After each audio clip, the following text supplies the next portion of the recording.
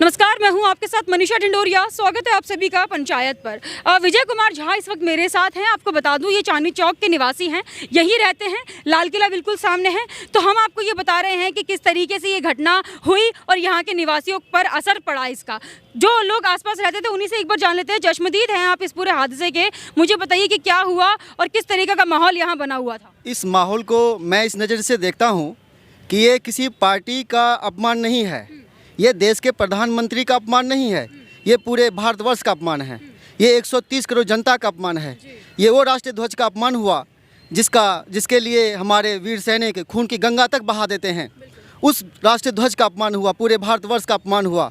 और इसका वीडियो बना करके, ये सिर्फ यहाँ पे नहीं है, इन लोगों ने झंडा तो फहराया, इन्होंने जाने क्या हासिल किया मैं नहीं जानता, पर उससे जाने क्या ज़्यादा खो दिया इसका अंदाज़ा उन्हें नहीं है। इसका वीडियो बना करके वायरल किया जाएगा, विदेशों में इसको भेजा जाएगा, जिसके माध्यम से जो विदेशी कंपनी हमारे देश में आने वाली थी निवेश करने के लिए, वो लोग अब नहीं आएंगे। तो इन लोगों की वजह से देश को भी नुकसान हुआ है, बहुत ज़्यादा नुकसान हुआ है।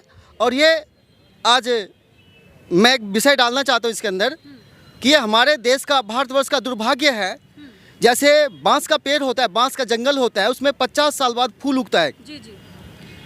जो एक चूहों की संख्या बढ़ने से जो कुतर देते हैं या उनकी संख्याएं बढ़ती हैं, तो इस तरह से हमारा दुर्भाग्य है कि उत्तर भारत से हमेशा 40 या 48-50 साल बाद ये जन्म लेते हैं। तो वही लोग आज फिर जन्म ले चुके हैं, इन चूहों की संख्या बढ़ चुकी है। ये हो सकता है ये चूहे अलग राष्ट्र की मांग कर सकें, और मेरा एक भारतवर्ष ऐसा है जिसमें ऐसा कई बार हो चुका है। तो इन लोगों को जड़ से कुचल दिया जाए, जिसने हमारे देश, हमारे मान स्वाभिमान, हमारे सैनिक, हमारे शहीदों का अपमान किया है, उनको कभी नहीं बख्शा जाएगा।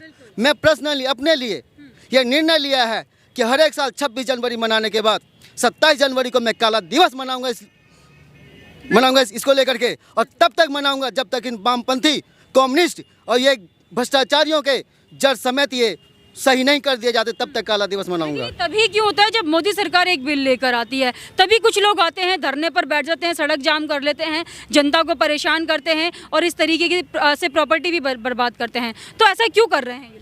मैं किसी पार्टी पॉलिटिक्स की तरफ नहीं कहता, मैं किसी मोदी या किसी के लिए भी नहीं कहता। यहाँ ये तब होता है जब राष्ट्रवाद चरम सीमा पे होता है, जब राष्ट्र के लिए काम किया जाता है, जब सत्य सामने लाया जाता है, जब अच्छाइयाँ आगे बढ़ती हैं, तब इस तरह के द्रोह उत्पन्न होते हैं। ये लोग उस समय ये जन्म लेते हैं जो कुचलने की कोशिश करते हैं। ये ज़्यादातर विदेशी ताकतें हैं, विदेशी लोग हैं, ये आत्मघाती लोग हैं। इनको कभी माफ़ी नहीं मिलनी चाहिए, इनको कभी क्षमा नहीं करना चाहिए। बिल्कुल। लेकिन आप मुझे ये बताइए कि मुझे नहीं लगता कि ये चंद लोगों के बस की बात होगी कि इतने बड़े आंदोलन को अंजाम देना या फिर इस तरीके से दंगे भड़काना। आपको क्या लगता है कौन हो सकता है इसके पीछे? इसके पीछे कांग्रेस, कम्युनिस्ट, वामपंथी विचारधारा, जिन्होंने हमेशा भारतवर्ष को तोड़ने की राजनीति करी, जिनका इतिहास पीछे देखा जाए तो बहुत ही दर्दनाक है। जिन्होंने हमारे आपसी भाईचारे को भी तोड़ा, हमें टुकड़ों में बांटा, टुकड़े टुकड़े गैंग बनाए। इन लोगों ने संविधान में कई ऐसी चीज़ें जोड़ी जो हमें टुकड़ों में बांटा, अलग अलग करके हमें तोड़ रहे हैं। और इन्हीं लोगों की ये साजिश है, कोई बाहर का कोई भी नहीं है। इन्हें जड़ समेत समूल नष्ट करना होगा, इनका फंड कुचलना होगा। ये 48-50 साल बाद फिर उगाए हैं। ये 1958-60 के दशक में उत्पन्न हुए थे, उसके बाद ये फिर आए हैं। इन्हें कुचलना बहुत ज़रूरी है। भारत माता की जय, वंदे मातरम। जी, बहुत बहुत धन्यवाद।